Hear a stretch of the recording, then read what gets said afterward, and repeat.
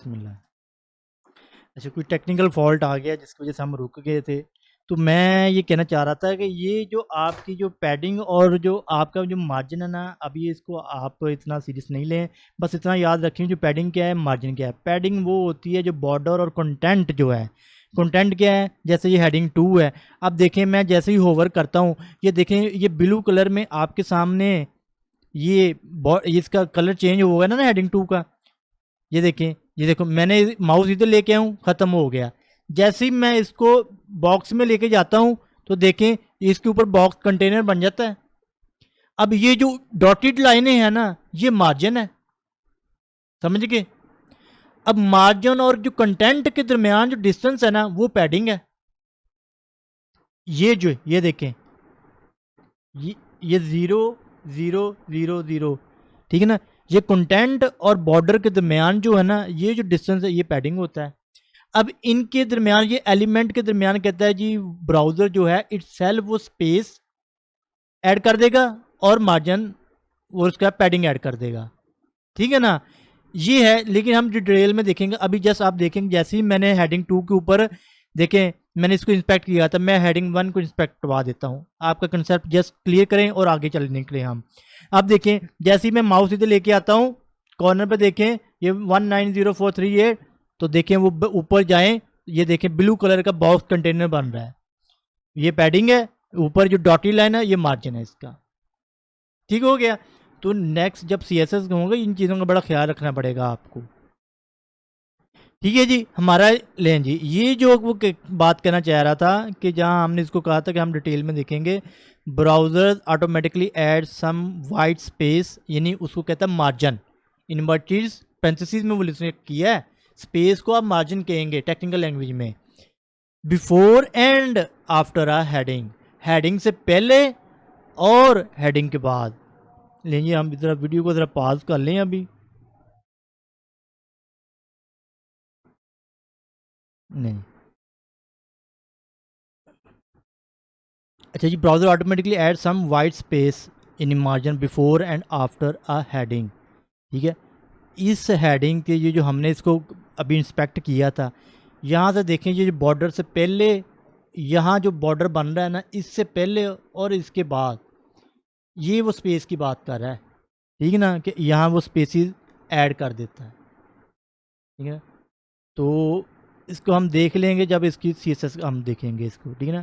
कहता है जी headings are important, search engine use the heading to index the structure and content of your web pages. आपके web pages का content जितना भी है उसको इंडेक्सिंग करनी है। गूगल ने अपने जब क्रॉलर भेजा इंडेक्सिंग के लिए, तो उसके लिए ये इंपॉर्टेंट है। आप इसको स्किप नहीं करें। हेडिंग 1 2 3 आपने ज़रूर डिफाइन करने जब भी वेब पेजेस बनाने हैं, ठीक है ना, क्योंकि ये डॉक्यूमेंट का स्ट्रक्चर है बेसिक। और जो क्राउलर आता है इंडेक्सिंग के लिए वो इन्हीं चीज़ों को देख रहा है कि आल्ट एट्रीब्यूट, इमेज का एट्रीब्यूट, उसकी वैल्यू दी हुई क्या। अच्छा, हेडिंग टाइटल दिया, हेडिंग 1 दिया, तो कितने करेक्टर की है, 100 करेक्टर से कम है या ज़्यादा है। ज़्यादा करेगी तो गूगल क्या कर देता होता है, डॉटेड कर देता है अक्सर, ठीक है ना। ये देखें अगर बैडली प्रोग्राम आपने स्ट्रक्चर किया होगा ना, ये देखें ये जो हेडिंग है ना, ये देखें डॉटेड है। अगर आपकी मीनिंगफुल आपका टाइटल है जो 60 करेक्टर के अंदर नहीं हल हो रहा, तो आप उसको इस तरह ना दें। फिर आप कोशिश करें कि आपका जो मीनिंगफुल पर्पसफुल आपका जो टाइटल है वो विद इन द 60 करेक्टर आप उसको बना दें, कि गूगल कि जो पढ़े गूगल के इंडेक्स पेज के ऊपर आके, तो उन्हीं करेक्टर के अंदर ही वो पढ़ ले और आपकी पेज इंडेक्स हो जाए। अदरवाइज आपका मीनिंगफुल टाइटल नहीं होगा तो ऐसे डॉटेड में चलेगा और कोई भी नहीं पढ़ेगा, ठीक है ना। तो हम साथ साथ SEO भी देख रहे हैं, क्योंकि ये बहुत इंपॉर्टेंट है एक डेवलपर के लिए। मैं इतना जोर क्यों दे रहा हूँ, ये इसलिए अभी से दे रहा हूँ कि स्टार्ट में ही आपको पता होगा ये चीज़ें इंपॉर्टेंट है, ठीक है जी ना। अच्छा जी, और क्या कहता है जी, यूज़र कहता है इसको स्किप कर देते हैं, पेज बाय इट्स हेडिंग। वो नहीं हेडिंग यूज़ करते, वो पैराग्राफ के टाइटल में चले जाते हैं, या कोई और स्मॉल हेडिंग यूज़ कर लेंगे अगर एलिमेंट आएगा, ठीक है ना, उसमें चले जाएंगे। तो इनको स्किप करते, कहते स्किप नहीं करना। It is important to use the heading to show document का स्ट्रक्चर। नहीं, डॉक्यूमेंट का स्ट्रक्चर क्या है, ये इसको शो करने के लिए बहुत इंपॉर्टेंट है, ठीक हो गया जी। नहीं जी, headings should be use for main headings, followed by H2, यानी कहता है heading should be use for main heading, जो आपकी मेन हेडिंग होंगे ना उसके लिए H1 यूज़ करें, कहता है मेन हेडिंग के लिए, और उससे लीस्ट इंपॉर्टेंट होगी उसके लिए हेडिंग 2 कर दें, then the less important heading 3, और सो ऑन। उसने 3 तक ही इंडेक्स करवाया, आपको 3 तक ही कहा है, जोर दिया है, ठीक है ना, क्योंकि 4 और 5 और 6 कम ही यूज़ करते हैं। कोशिश करें जो मोस्ट इंपॉर्टेंट वो ये, सेकंड लीस्ट इंपॉर्टेंस हेडिंग 2, और हेडिंग 3 आप करेंगे जो लीस्ट इंपॉर्टेंट सबसे कम इंपॉर्टेंस की होगी। क्या नोट में कह रहा है, कहता है use HTML heading for headings only. आपने अगर हेडिंग के लिए सिर्फ HTML की हेडिंग यूज़ करनी है, don't use heading to make text big और बोल्ड। ना ही आपने हेडिंग से टेक्स्ट बड़ा करना है और ना ही इसको बोल्ड करना है। क्यों, क्या कह रहा हो, ये इस चीज़ को समझिए ज़रा। ये देखें, जैसे मैंने हेडिंग 1 दी तो उसने इसको बोल्ड नहीं किया हुआ है और साइज़ भी बड़ा है। तो आपने जब कभी अपने पैराग्राफ हो या कोई स्मॉल हो या कोई और चीज़, कोई आपने कंटेंट शो करना है, ठीक है, उसके लिए हेडिंग का इसके पर्पस के लिए यूज़ नहीं करनी है, अदरवाइज गूगल वो इंडेक्सिंग पे ले जाएगा इसको, कहेगा ये भी हेडिंग 1 है, इसको इंपॉर्टेंस दो। और वो था एलिमेंट आपका लीस्ट इंपॉर्टेंट, कि इतना इंपॉर्टेंट नहीं था, यानी कि हो सकता है ये डिस्क्रिप्शन हो, इससे भी लीस्ट इंपॉर्टेंट हो, थर्ड लेवल की हो, फोर्थ लेवल की हो, तो ये हेडिंग है, ये डिस्क्रिप्शन, ये पैराग्राफ है, ठीक है। आपने पैराग्राफ को ही आपने हेडिंग 1 दे दिया, तो ये एसईओ के रिलेटेड भी ये गलत चीज़ हो जाएगी। इसलिए वो कह रहा है आपने अगर बोल्ड करना है टेक्स्ट अपना, तो आप उसका साइज, जो एट्रीब्यूट हमने पढ़ा था ना स्टाइल, उसकी प्रॉपर्टी फॉन्ट की साइज यूज़ करें। मैंने अपने वर्ड यूज़ किया प्रॉपर्टी, ठीक है ना, क्लियर करें अपने ये कॉन्सेप्ट। क्या क्लियर, मैंने कहा था पर्सन एक क्लास, ठीक है ना, कौन सी क्लास, ह्यूमन क्लास है, पर्सन क्लास है ना, उसका आगे नाम उसका एट्रीब्यूट है, ठीक है ना। नाम अब क्या है, ठीक है ना, अगर मैं कहूँ अब देखिए, अब स्टाइल है मेरा, अगर एक पर्सन है उसका कलर क्या होगा, ये उसका एट्रीब्यूट होगा आगे, लेकिन एट्रीब्यूट होगा कि प्रॉपर्टी होगी, ये प्रॉपर्टी होगी। अब उसका अगर पर्सन का देखें कलर, किसी का ब्लैक होगा, किसी का रेड होगा, या कह लें किसी का वाइट होगा, किसी का ब्लैक होगा, या आप कह लेंगे पंजाबी में हम जिसे कहते हैं कि जैसे गंदमी होगा, ठीक है ना। तो ये एट्रीब्यूट तो ना हुआ, कलर की 3 आगे प्रॉपर्टी आ गई हैं। जैसे आप कलर को देखें, कलर है वो रेड हो सकता है, ग्रीन हो सकता है, ब्लू हो सकता है, वो प्रॉपर्टी है ना कलर की। एट्रीब्यूट कौन सा है, एट्रीब्यूट आगे उसका स्टाइल है, स्टाइल की आगे प्रॉपर्टी है एक कलर। स्टाइल क्या, देखो ना, स्टाइल आप किस तरह के भी स्टाइल बना सकते हैं। आप कहते हैं जी एक ये कौन सा स्टाइल है जी, ये अब किस तरह समझाओ, ड्राइंग में आप कह लें, ठीक है ना, अगर या कस्टमाइजेशन में आप कह लें कि ये स्टाइल है, ज्वेलरी का स्टाइल देख लें। अब ज्वेलरी है वो डिफरेंट कलर की होती है, स्टाइल डिफरेंट होते हैं, ठीक है ना। तो मोस्टली स्टाइल एक ही जेनेरिक ही होते हैं, जो जेनेरिक चीज़ें होंगी वो एट्रीब्यूट होगा, आगे जो प्रॉपर्टीज़ होंगी डिफरेंट कलर की वो उसकी प्रॉपर्टीज़ होंगी, ठीक है ना। तो हम इसको अपनी लैंग्वेज में समझते हैं कि ये प्रॉपर्टी और क्या है ये। जैसे अब वो कह रहा है कि ये इधर समझा रहा होगा, each heading has a default size, हर हेडिंग का default size, however you can specify the size for any heading with style attribute. अब देखें एट्रीब्यूट उसने स्टाइल नाम दिया यूजिंग CSS, नाम वर्ड यूज़ किया, CSS फॉन्ट साइज को उसने प्रॉपर्टी यूज़ किया, ठीक है। एट्रीब्यूट हमारा स्टाइल है, आगे फ़ॉन्ट साइज उसकी प्रॉपर्टी है, इसी तरह उसका साइज जो होगा, ये टेक्स्ट एलिमेंट जो होगा वो भी उसकी प्रॉपर्टी होगी। तो अभी आप मेरा ख्याल कंफ्यूज हो रहे हैं, जस्ट इतना याद रखें, हेडिंग के लिए आपने कभी भी बोल्ड और बिग या बोल्ड साइज के एलिमेंट नहीं यूज़ करना, ठीक है ना। ये जो चीज़ है ना, जैसे इधर हमने यूज़ की थी, अपनी फाइल में जाते हैं, कहाँ गई फाइल, ये है, ये जो हमने यूज़ किया ना, इधर स्टाइल में हम कलर दे सकते हैं। आपने इसके अंदर कहता है ये जो इसका फ़ॉन्ट साइज नहीं देना, अगर आपने बिग करनी है ना हेडिंग, तो आपने ये ना करें इसको, ठीक है ना। आप ये ना करें कि हेडिंग 1 इसको मैं पैराग्राफ में लेके जाता हूँ, आपको फिर वहाँ समझ आती है फिर, ठीक है।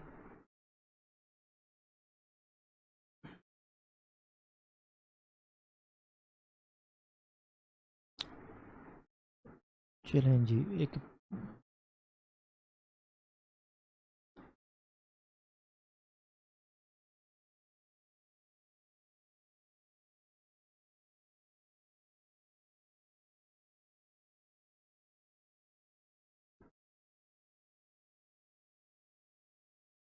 अच्छा, अब इसका साइज़ आप बड़ा छोटा कर सकते हैं, ठीक है ना?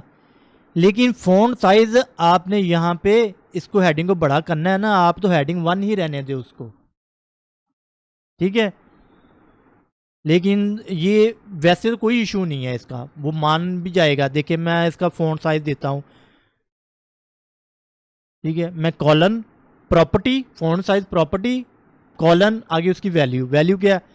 मैं कहता हूँ 100 पिक्सल कर दे इसका साइज़, ठीक है?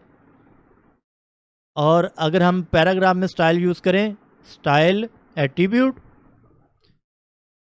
आगे उसकी एट्रीब्यूट्स की वैल्यूज़ देंगे हम या प्रॉपर्टी देंगे, ठीक है ना? तो स्टाइल की डिफरेंट प्रॉपर्टीज़ हैं, तो मैं कहता हूँ जी क्या जी फ़ॉन्ट साइज़,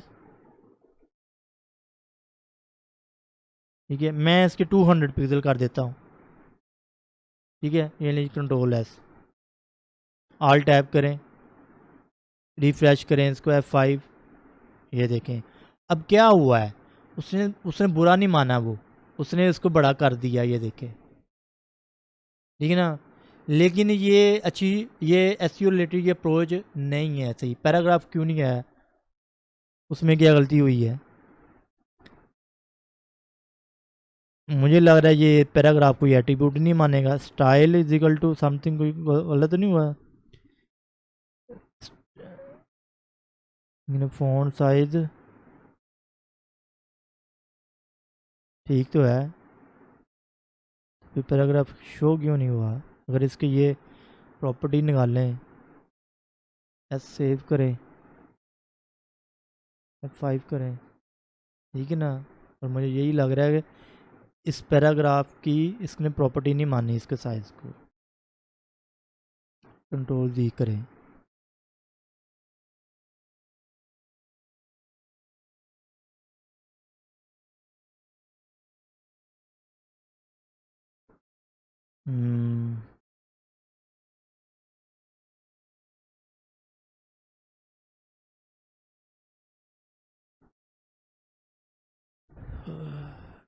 देखिए ना, वो 200 पिक्सल को मेरे ख्याल नहीं माना था, या इसको हमने कॉलन क्लोज किया है ना, इसको 200 करें, क्यों नहीं मानेगा? क्योंकि हम उसकी एट्रीब्यूट दे रहे हैं, तो एट्रीब्यूट से उसको क्या होना चाहिए? कुछ भी नहीं होना चाहिए। ये देखें, वो ये हो रहा था, वो नीचे आ रहा था, ठीक है? तो जिसकी वजह से ये नज़र नहीं आ रहा था। इसको हम ज़रा, मैं इसको इंस्पेक्शन को ख़त्म कर देता हूँ। अब देखें, हमने इसको थोड़ा सा छोटा कर लेते हैं, रीज़नेबल साइज़ कर लिया, 80 पिक्सल, ठीक है? अब जो मैं वो जो नोट को मैं कंसेप्ट आपके क्लियर कर रहा हूँ, ये कंसेप्ट मैंने फिर कभी नहीं बताने हैं आपको, ठीक है ना? आप इस लेक्चर को जब भी देखें तो इसको गौर से देखें, इसको गौर से सुनें। ये वो चीज़ें हैं जो फिर रिपीट नहीं होनी। अगर क्योंकि ये आपकी बिगिनर लेवल है, स्टार्टिंग में मैं ही अभी एक्सप्लेन कर दूँ तो ये ठीक है। बाद में जब एडवांस लेवल पे चले गया ना कोडिंग, तो फिर ये टाइम नहीं होता इन चीज़ों को एक्सप्लेन करने का, ठीक है ना? तो हमने अभी एक चीज़ लर्न की है, वो जो कहना चाह रहा है ना, वो कह रहा है कि आपने हेडिंग 1 के लिए फ़ॉन्ट साइज़ नहीं यूज़ करना, ये अच्छी प्रैक्टिस नहीं है, ठीक है? तो आपने क्यों नहीं है? क्योंकि इसका साइज़ बड़ा छोटा करने के लिए कहता है आप ना करें, आपने हेडिंग 1 उसको रखा है, आप हेडिंग 1 ही रहने दें उसको, ठीक है ना? हाँ, कहीं ज़रूरत पड़ रही है ना, तो आप उसके एलिमेंट को चेंज करें, किसी और एलिमेंट में ले जाएँ वो टेक्स्ट। आगे नेक्स्ट पढ़ेंगे ना तो आपको पता चला, बताऊंगा, ठीक है? इसी तरह मैंने पैराग्राफ है या स्मॉल एलिमेंट है। अब देखें, मैं एक एलिमेंट आपको एक और ऐड करता हूँ, ठीक है? इसको पेस्ट करें और इसको मैं चेंज करता हूँ, ये एक एलिमेंट है, ठीक है ना? इसकी मैं प्रॉपर्टी एट्रीब्यूट ख़त्म करने लगा हूँ, उसकी आगे प्रॉपर्टी भी ख़त्म कर दी, सेव किया, ऑल टैब किया, F5 करें, ये देखें ये कितना स्मॉल आ गया है। अब इस एलिमेंट के अंदर आप रखें अपना टेक्स्ट, और उसको जितना मर्जी बड़ा या छोटा करना है तो इससे इंडेक्स इसको नहीं लेगा, ठीक है ना। नॉर्मली हम पैराग्राफ के अंदर ही रखते हैं और उसके अंदर ही रख के अपना टेक्स्ट बड़ा छोटा कर लेते हैं।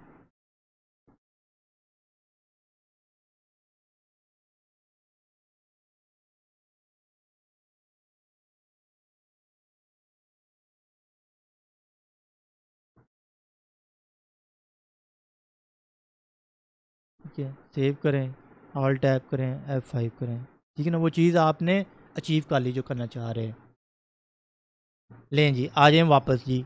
अब ये चीज़ आपको क्लैरिटी आ गई इस चीज़ की। एक ये नोट कर क्लैरिटी मैंने दी है आपको, बॉर्डर की, मार्जिन की, पैडिंग की, स्पेस की। दूसरी मैंने ये दी, ठीक है। अब बिगर हेडिंग कहते हैं जी, each HTML heading has a default size, उसका अपना एक डिफ़ॉल्ट साइज़ है। However you can specify the size for any heading with style attribute, कहता है आप कोई भी साइज दे सकते हैं, बुरा नहीं मानेगा। लेकिन कहता है use the CSS font size, अगर आपने देना है ना तो फिर इनलाइन स्टाइल शीट से बाहर निकल जाएं आप, जो एक्सटर्नल CSS फाइल होगी ना उसके अंदर इस प्रॉपर्टी की वैल्यू दें, ठीक है ना। और लेकिन आप कोशिश करेंगे जो डिफ़ॉल्ट साइज है वही यूज़ करें हेडिंग का, ठीक है।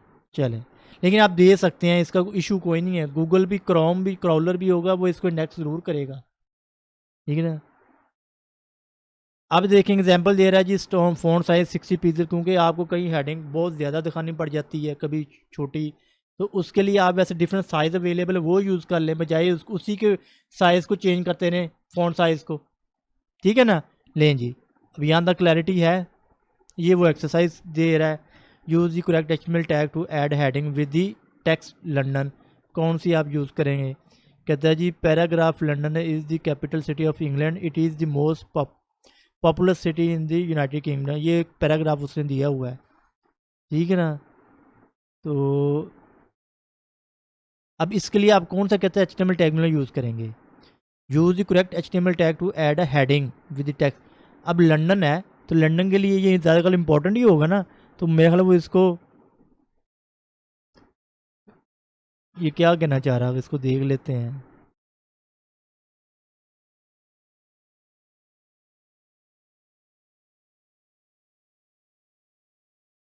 नहीं जी, मैं कहता हूँ जी शो आंसर करें, वो क्या देखें, हेडिंग 1 में दिया उसने, क्योंकि लंदन एक कैपिटल सिटी है, इंपॉर्टेंट टैक्स है। ये क्या हुआ,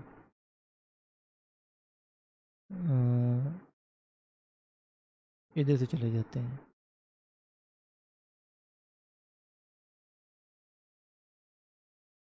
नहीं वो करना है, क्लोज हो गया एक्चुअली।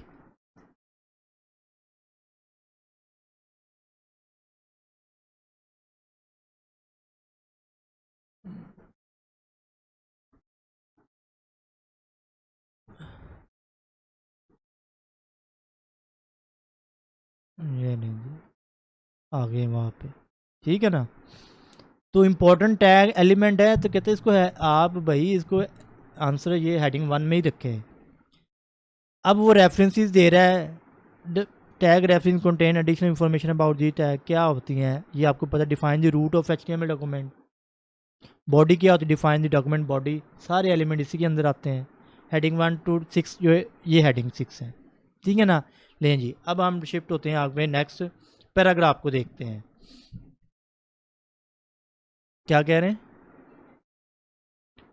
चलें इसको ज़रा ना, क्योंकि लास्ट लेक्चर हमारा 10 मिनट्स का हुआ है तो ब्रेक इसको करते हैं एक्सटेंड। नहीं जी, HTML पैराग्राफ नेक्स्ट एलिमेंट है हमारा, हमने पढ़ लिया हुआ है, इसको यूज़ भी कर लिया हुआ है, बस इसकी डिटेल देखनी है हमने, क्या होता है क्या है। अब paragraph always start on a new line, हमेशा याद रखना जब भी आप अपने डॉक्यूमेंट में पैराग्राफ देंगे तो वो नई लाइन से स्टार्ट होगा, ये नहीं कि वहीं से स्टार्ट हो जाएगा, ठीक है ना। ये देखो, ये मैं इसको अगर मैं अब हेडिंग अगर क्लियर होगी तो ख़त्म कर दें इसको, ठीक है ना। स्मॉल का भी अभी एलिमेंट मैं ख़त्म करता हूँ, अब हम इसको पैराग्राफ के ऊपर ही रहते हैं, ठीक है। लें जी,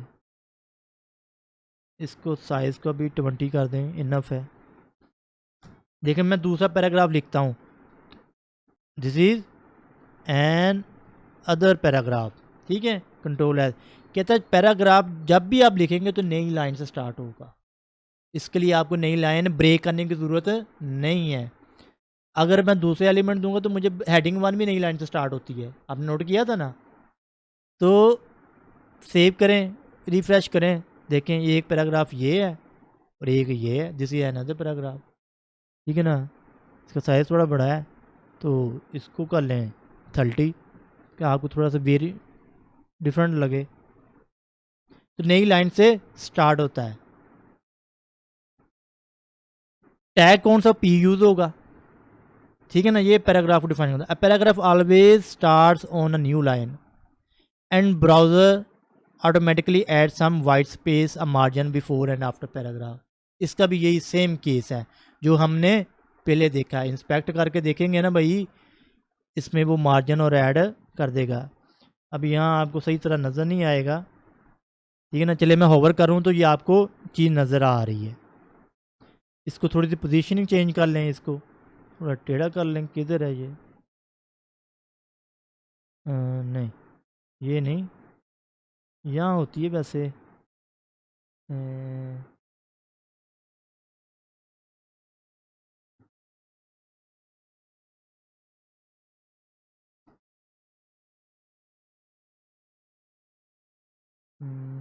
लेफ़्ट राइट कर दें, ये लें, ठीक है ना। लेकिन फिर वो नीचे ही आ गया है, ऊपर ले आए, ये लें, अब आपको नज़र आ जाएगा। देखें, ठीक है ना, ये स्पेस इनके पहले और ये देखो बाद में कितनी स्पेस ऐड की हुई उसने। यहाँ तो इसको आप देखें बॉर्डर कहाँ तक मार्जिन लेके गया हुआ है। आपको नेक्स्ट एलिमेंट लेके आएंगे ना तो वो नेक्स्ट लाइन से शुरू करेगा, ठीक है। ये लें, this is paragraph, this is another paragraph. और क्लियर है, चलो। अच्छा जी, आगे आपने डिस्प्ले कराना क्या है जी। You can not be sure how HTML will be displayed. क्या कहना चाह रहा है, लार्ज और small screen and resize windows will create different result. कहता है large small screen and resize windows will create different result. ये वो with HTML you can not change the display by adding extra spaces और extra line in your HTML code. कहता आप display नहीं change कर सकते, वो जो अभी जो आपको चीज़ समझ नहीं आएगी। वो कह रहा है आप एक्स्ट्रा स्पेस, आपको डिस्प्ले यहाँ कुछ नज़र आ रहा है, आप इसमें स्पेस ऐड करेंगे थोड़ा सा इधर आ जाए, तो कहता है इस स्क्रीन के ऊपर तो ये आ जाएगा, लेकिन जब इससे बड़ी स्क्रीन के ऊपर आप देखेंगे ना तो ये सेंटर यहाँ पे नहीं होगा इसका। ये जो पैराग्राफ होगा ना, अभी तो लेफ्ट अलाइनमेंट हुई हुई है ना, इसको आप कह रहे हैं कि लेफ्ट ही हो, यहाँ इसको मार्जिन लेफ्ट आप दे दिया आपने 100 पिक्सल, या ये यहाँ पे आ जाएगा। सपोज किया इस स्क्रीन के ऊपर तो ये इतना ही है, लेकिन हो सकता है आपने बड़ी स्क्रीन यूज़ करें तो उसके ऊपर ये साइज़ डिफरेंट हो जाएगा। क्या, जब हम इसको डिटेल में देखेंगे कि स्क्रीन का साइज़ कितना होता है, ठीक है। अब ये देखें, ये जो साइज़ शो कर रहा है ये 14 इस कंटेंट की, ठीक है। अगर ये पूरी स्क्रीन है ना, यहाँ से लेके यहाँ तक जितनी स्क्रीन है ये 1920 है इसका डिस्प्ले। आप इसको देखें ना तो क्या डिफाइन किया हुआ डिस्प्ले सेटिंग में देखें जाके, देखें 1920 ये जनरल यानी जेनेरिक, ये इसकी विड्थ है और 1080 पिक्सल इसकी हाइट है। कौन सी, यहाँ से लेके यहाँ तक 1920 इसकी विड्थ है, और यहाँ से सेटिंग से लेके या टॉप बॉटम तक ये इसकी हाइट है। इस स्क्रीन की हाइट आपने, ये जेनेरिक है, आप इसका साइज़ चेंज करेंगे ना, देखना ये अगर ये डिफरेंट साइजेस अवेलेबल है, कम से कम जो है और ज़्यादा से ज़्यादा कम से कम 800 बिट है और कम से कम हाइट 600 है। इस ग्राफिक कार्ड के ऊपर ये इसकी मैक्सिमम विड्थ जो इतनी है 1920 1080। आप LD बड़ी ले आए 44 इंच की या 55 इंच की ले आए, उसका साइज़ क्या निकलेगा, वो 4K साइज़ निकलेगा उसका।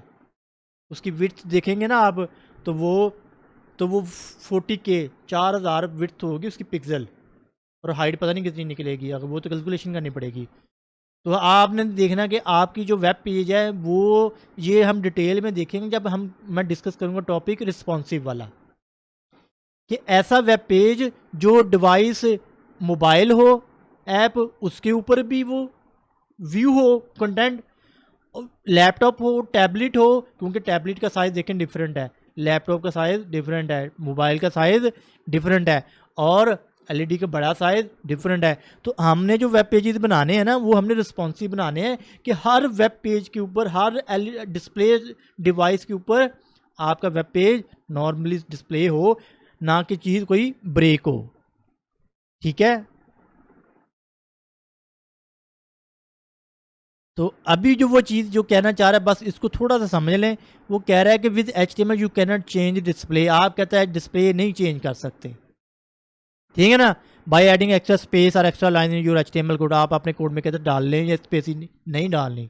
जब भी चेंज करना है तो आपने पोजीशनिंग चेंज करनी है उसकी, और डायनामिक बनाना है, ठीक है। लार्ज एंड स्मॉल स्क्रीन, ये वो भी बात कर रहा है, large and small screen and री साइज विंडो, और री size window will create different result. अभी मैं आपको एक लाइव देता हूँ एग्जांपल। देखो, मैं इसका साइज़ चेंज करता हूँ और आपको ये पेज है ना, सपोज करें, ये देखें जी, मैंने साइज़ चेंज किया, क्या ये डिस्प्ले जो हो रहा है कंटेंट, क्या ये मार्जिन से आउट इन हुआ है? नहीं हुआ।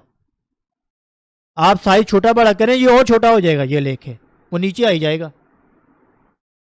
ये मोबाइल का कैलेंडर डिवाइस का साइज है और इस तरह शो हो रहा है, ठीक है ना। ये समझ लें, ये देखें, मैं नीचे तक आई जा रहा हूँ, क्या मेरा कंटेंट ब्रेक हुआ है? नहीं हुआ। अब मैं इजीली पढ़ रहा हूँ। ये है रिस्पॉन्सिव डिस्प्ले, ठीक है ना। और अगर मैं इसको टैबलेट के साइज में ले जाऊँ, ये ले, कंटेंट आपका आ रहा है, जहाँ पे प्लेसमेंट हुई होगी वहीं देखें। अगर ये अभी यहाँ पे आ रहा है पैराग्राफ, जैसे ही मैं साइज बड़ा करता हूँ ये कहीं और डिस्प्ले होगा, तो आप स्पेस दे लें या कुछ और करें तो ये चीज़ इसको इम्पैक्ट नहीं डालेगी एलिमेंट को। ये वो कहना चाह रहा है। देखिए पोजीशनिंग चेंज हो रही है उसकी, ले लें, कहाँ जा रहा है, हो रही ना चेंज। आप स्पेस ऐड करके एलिमेंट की पोजीशनिंग नहीं चेंज कर सकते, ठीक है। अब ये साइज है, मैं नीचे से इसकी विड्थ हाइट बढ़ाता हूँ, ये लें, बढ़ा लें, ये है रिस्पॉन्सिव, ठीक है। तो पोजीशनिंग जो होगी वो रिस्पॉन्सिव होगी, तो आप एलिमेंट में स्पेस ऐड करें या साइज बड़ा करें तो उसकी पोजीशन चेंज नहीं होती। ओके, ठीक है। लेंगे दी ब्राउजर फिर automatic remove any extra space, कहता है वो रिमूव कर देगा अगर आपने डाली होगी, ठीक है ना। एग्जाम्पल कहता है this is paragraph contains a lot of lines in this source code but the browser ignore it. कहता है this paragraph contains a lot of line, 1 2 3 4 5 line है ना, लेकिन एलिमेंट क्या है, पैराग्राफ है, तो वो उसको पैराग्राफ में ही शो करेगा, नई लाइन पे नहीं शो करेगा, उसको स्पेसिस नहीं ऐड करेगा उसमें। ये देखना ज़रा, उसने क्या किया है, ये देखो स्पेसिस ऐड की हैं, ये मैंने डिलीट किया है, प्रेस देखो, मैं इंटर करता हूँ या मैं ये करता हूँ, ये स्पेसिस ऐड की हैं, नई लाइन पे ले गया हूँ, ठीक है, ये इंटर किया है, ठीक है ना। ये लें मैं इसको सेव करता हूँ, आल्ट टैप किया, रिफ्रेश करें इसको, F5 किया, उसने कोई फ़र्क डाला है? मैंने जितनी स्पेस ऐड की थी कोई डाला है? नहीं डाला। यही तो वो कहना चाह रहा है, कहता आप जितनी मर्जी पैराग्राफ के अंदर है, ये देखें, ये सारी अगर मैं करूँ कैलकुलेट, ये स्पेस ही है यार, ठीक है ना। ये ले मैं स्पेस ऐड कर रहा हूँ, ये देखिए मेरा कर्सर कहाँ जा रहा है, कितनी स्पेस ऐड कर दी मैंने, इतनी। ब्राउज़र क्या करेगा, इसको एलिमिनेट कर देगा, ख़त्म कर देगा ऑटोमेटिकली, आपको करने की ज़रूरत ही नहीं है। क्यों?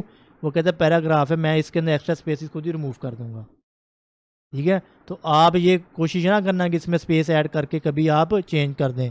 ये देखें, मैं इसको रिफ्रेश करता हूँ, कोई नहीं आएगी, आई है कोई? नहीं आई। फिर बार रिफ्रेश करता हूँ, ये लें, हो रहा है ना रिफ्रेश, नहीं आ रही, ठीक है। दिस पैराग्राफ कंटेन, ये देखें उसने स्पेस ऐड की, बट द ब्राउजर इग्नोर, उसने इग्नोर कर दिया इसको भाई, क्लियर है। लें जी, HTML हॉरिजॉन्टल रूल्स क्या हैं, एक नया टैग उसने डाला है, HR हॉरिजॉन्टल रूल, ठीक है ना। ये मेरा लाइन होती है horizontal rule. The tag defines thematic break in HTML page and is most often displayed as a horizontal rule. आपने लाइन डालनी हो ना, तो आप HR की लाइन यूज़ कर लेते हो, हॉरिजॉन्टल लाइन, ठीक है ना। हम वैसे तो इसको यही बोल देते। HR element is use to separate content और define a change in HTML page. ये लें, कहते हैं HTML के पेज पे कोई आपने चेंज डिफाइन करनी हो ना, आपने कोई लाइन, जैसे ये जो लाइनें हैं ना, ये बॉर्डर हैं, ये उनको कलर किए हुए हैं, जो आपको नज़र आ रहे हैं। अगर आप ये जो है, ये हो सकता है ये भी इसकी पैडिंग या बॉर्डर हो, लेकिन आपने कोई लाइन ऐड करनी है ना, ये लें, मैंने इधर एक लाइन ऐड करने लगा हूँ, सेपरेट करने लगा हूँ कोई कंटेंट दूसरे से, हॉरिजॉन्टल, ठीक है, रूल लगा दिया मैंने। रिफ्रेश करें, ये देखना, ये आ गई लाइन, सेपरेट कर रहा है ऊपर वाले को नीचे से। तो यही वो कहना चाह रहा है आपसे, ये हॉरिजॉन्टल लाइन ही है, ठीक है। The HR tag define the thematic break in HTML page, ये ब्रेक ही कर रहा है ना HTML पेज को, ये देखो ब्रेक कर दिया दो हिस्सों में उसने। And is most often displayed as a horizontal rule. The HR element is use to separate content को सेपरेट कर रहा है इन HTML पेज। एग्जाम्पल कहता है हेडिंग 1, हेडिंग 2 पैराग्राफ है, उसने ब्रेक किया है, ठीक है, फिर ब्रेक किया। ये ले, मैं इसी कोड को उठाता हूँ और हम अपने इसको इसे पेस्ट किया है, सेव करें, ऑल्ट टैब करें, F5 करें, इसको नहीं बल्कि इस पे ऊपर, ये लें, दो सेक्शन बना दिए, हेडिंग 1 हेडिंग 2, ठीक हो गया। लें जी, लाइन को ब्रेक करना है तो BR टैग आपने यूज़ करना है, कंफ्यूज नहीं होना। हॉरिजॉन्टल लाइन सेपरेट करेगी एक सेक्शन में दूसरे से, ठीक है ना। ब्रेक करना ना, नई लाइन पे जाना है, अक्सर हमने नई लाइन पे जाना होता है ना, तो पैराग्राफ के बाद तो नई लाइन ऑटोमेटिकली आ जाएगी। कुछ एलिमेंट होते हैं, जैसे 2 स्मॉल यूज़ कर लिए मैंने, तो मैंने ब्रेक कैसे करूँगा, वो तो इकट्ठा ही आ जाएगा। ये देखना, मैं इसमें पहली ये हॉरिजॉन्टल लाइन ख़त्म कर देता हूँ, ठीक है ना, और इसमें मैं 2 स्मॉल एट्रीब्यूट ऐड कर देता हूँ, Ctrl+Z करें।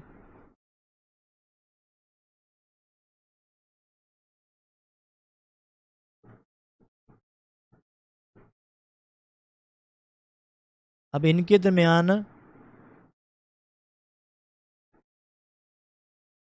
ठीक है,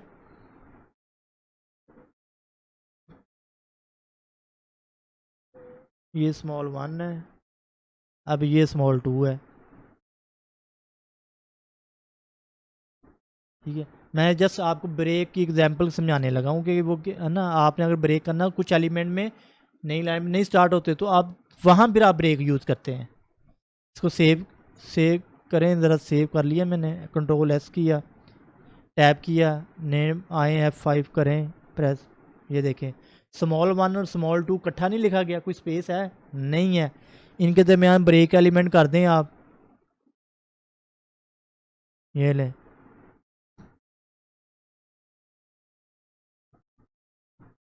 ठीक है, सेव किया, ऑल्ट टैब F5, ब्रेक हो गया, नई लाइन में चले गया, ये है वो चीज़, ठीक है। हॉरिजॉन्टल लाइन लानी तो HR, BR ब्रेक करना तो BR। कहता है जी this is an empty tag कौन से होते थे, जिसका पेयर नहीं होता, जो स्टैंड अलोन सिंगल एलिमेंट होते हैं, which mean that is has no end tag, कोई एंड टैग नहीं। दी पोइम प्रॉब्लम क्या होता है, आपने एक पोइम लिखी है तो इनके दरमियान ब्रेक डालना है। कहता है this poem will display on a single line, ऐसा ही है। तो अगर आपने, अब इसको मैंने पैराग्राफ की उसने एग्जांपल दी है, हम कर लेते हैं, इसी को एड्रेस कर लेते हैं, ये नहीं जी। अब ये एक ही लाइन में देखना कंटेंट सारा शो हो जाएगा, तो भाई हमने तो एक एक नई लाइन पर स्टार्ट करना था। तो इसका हल क्या है, आप हर लाइन के बाद पैराग्राफ के अंदर यहाँ ब्रेक डाल दें, एक ब्रेक, ठीक है, और आखिरी लाइन में ब्रेक नहीं डालूंगा क्योंकि वो ऊपर से ब्रेक होगी, ठीक है। लें जी F5 करें, समझ गए। अच्छा जी, सोल्यूशन क्या है जी, कहता है ब्रेक डाल लें जी, या प्री वैसे उसने एलिमेंट दिया है ना, ये वैसे है ना, प्री का एलिमेंट ज़्यादातर हम, मैं आपको बताता हूँ हम यूज़ कहाँ करते हैं वैसे, ये ना, ये pre element define pre formatted text. क्या कह रहा है, आपने प्री ऑलरेडी फॉर्मेशन की हो, आपने नहीं करी। मैंने क्या किया इधर, मैंने फॉर्मेशन की खुद, मैंने ब्रेक डाल दिया यार, मुझे चाहिए था। कहता आप इस तरह के टेक्स्ट को जिसको हुआ ना कि वो खुद ही फॉर्मेट कर दे, तो आप प्री का एलिमेंट यूज़ कर लें। अक्सर होता है जब हम क्यूरी गेट करके लेके आते हैं ना, तो वो एक स्ट्रिंग आती है, स्ट्रिंग मीन एक ही लाइन में डाटा आता है, तो हम उसको कहते हैं कि यार जो आपने गेट किया ना, आप इसको प्री के एलिमेंट में लगा देते हैं हम, कि प्री फॉर्मेटेड हो, वो नई नई लाइन पे ही हो, जैसे ये है, ठीक है ना। HTML element defines preformatted, कि ऑलरेडी पहले ही फॉर्मेटेड हो। The text inside a pre element is displayed in a fixed width font, usually Courier, ठीक है ना, and it preserve both spaces and line break. वो खुद ही प्रिजर्व कर लेगा, जितनी ब्रेक कहता है वो उतनी डालनी है, खुद ही वो जितनी स्पेस डालनी है, आपको नहीं कितनी स्पेस डालनी, कितनी लाइन ब्रेक डालनी। यहाँ तो मुझे देखो, मुझे ब्रेक डालनी पड़ी थी हर लाइन के ऊपर, अगर मैं प्री फॉर्मेटेड में ले जाऊँ तो मुझे इसकी ज़रूरत नहीं पड़ेगी। ये है, ये एलिमेंट बहुत यूज़ होता है प्री फॉर वाला, ठीक है ना। तो इसको आप करें चेंज, ये लें प्री फॉर्मेटेड, ठीक है ना, चेंज कर दिया है जी, और ये पेयर में है, ब्रेक वाले ख़त्म कर दें।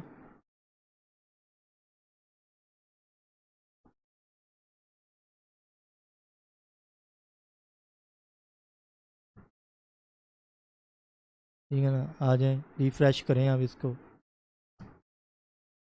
ठीक है। उसने जितनी स्पेस डालनी थी खुद ही एडजस्ट की है, और खुद ही लाइन ब्रेक की है उसने।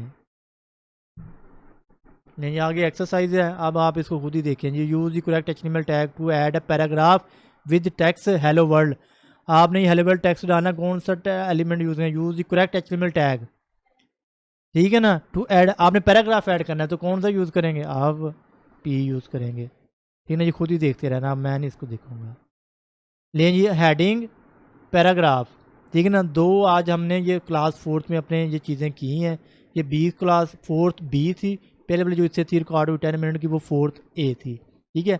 हमने जो एलिमेंट्स देखे, मेरे ख्याल इसमें पैराग्राफ फिर देखा, हेडिंग को डिटेल में देखा, और हेडिंग और पैराग्राफ का एलिमेंट देखा, और हमने इसमें प्री का एलिमेंट देखा, और साथ स्मॉल, और हमने उसके स्टाइल एट्रीब्यूट और प्रॉपर्टीज़ को ज़्यादा डिटेल के साथ देख लिया, ठीक है जी।